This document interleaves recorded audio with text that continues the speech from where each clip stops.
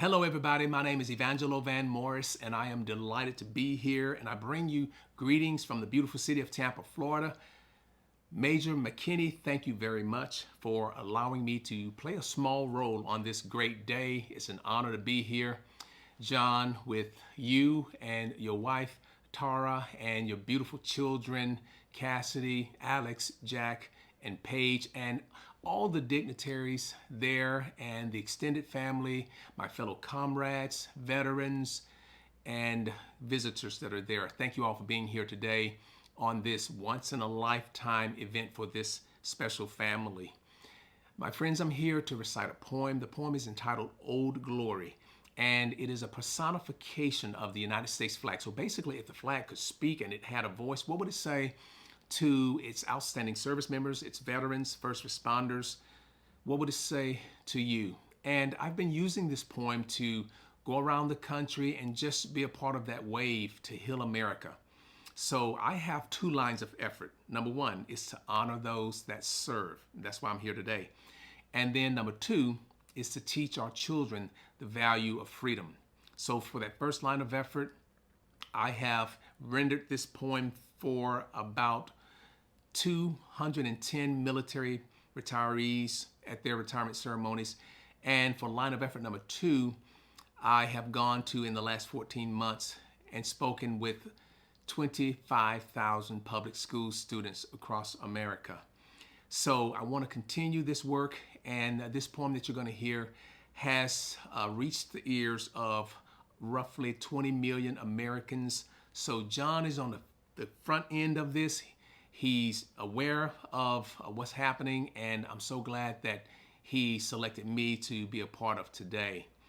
And I want to give a shout out, John, to your staff. Now, John, I'm not gonna give any names, but I think you're gonna know who I'm talking about when I tell you what happened.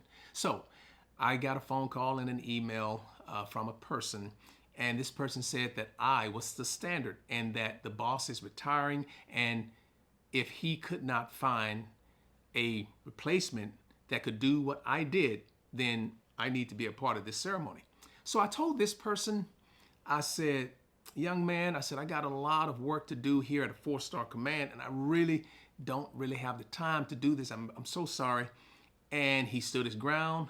And so there was some tug of war for my time at the 4-star general command and your staff. So, and your staff won the tug of war. So, John, listen, they love you. Your staff loves you, and they just want you to be happy. You've done an amazing job here in the military, and this is just a testimony of your great leadership. So, ladies and gentlemen, without any further delay, let us begin. I am the flag of the United States of America. My name is Old Glory. I fly atop the world's tallest buildings. I stand watch at America's halls of justice. I fly majestically over the great institutions of learning. And I stand guard with the greatest military power in the world. Look up and see me. I stand for peace, honor, truth, and justice. I stand for freedom.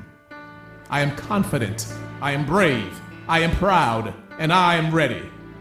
When I am flown with my fellow banners, my head is held a little higher, and my colors are a little truer. Except for my God, I bow to no one. I am recognized all over the world. I am sovereign, I am saluted, I am respected, I am honored, I am loved, and yet I am feared. I have fought in every battle of every war for more than 200 years. Some of these battles include Gettysburg, Shiloh, Appomattox, San Juan Hill, the trenches of France, the Aragon Forest, Anzio, Rome, the beaches of Normandy, Guam, Okinawa, Korea, Saigon, Vietnam, Kuwait, Afghanistan, Iraq, and scores of other places long forgotten by all, except those that were there with me. I know because I was there. I led my special operations forces in the quiet of the night and at the tip of the spear. I saw them fight fearlessly around the globe every day of the year. I led them during the casualties of Desert One. They loved me, and now they're the fighting force that you see. I was on a small hill in Iwo Jima. I was dirty, battle-torn, and tired. But my soldiers, my sailors, my airmen, my Marines, and my Coast Guardsmen, they cheered me, and I was so very proud.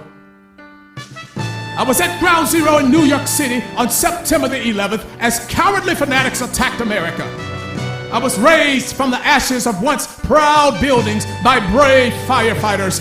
These were heroes who risked their lives to save others, showing all that America, although bloodied, will never be beaten, because those who would destroy me cannot win. For I am the symbol of freedom, of one nation, under God, indivisible, with liberty and justice for all. I have been soiled, burned, torn, and trampled on in the streets of my own country. And when it is done by those whom I have served with in battle, it hurts. But hear me today when I say, I shall overcome because I am strong. 4. I have slipped the surely bonds of earth, and from my vantage point on the moon, And liftoff of I Discovery. stand watch over the uncharted new frontiers of space.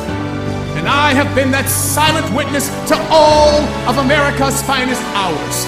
But my finest hour comes when my stripes are torn into strips to be used as bandages to cover the wounds of my fellow comrades who are on the field of battle.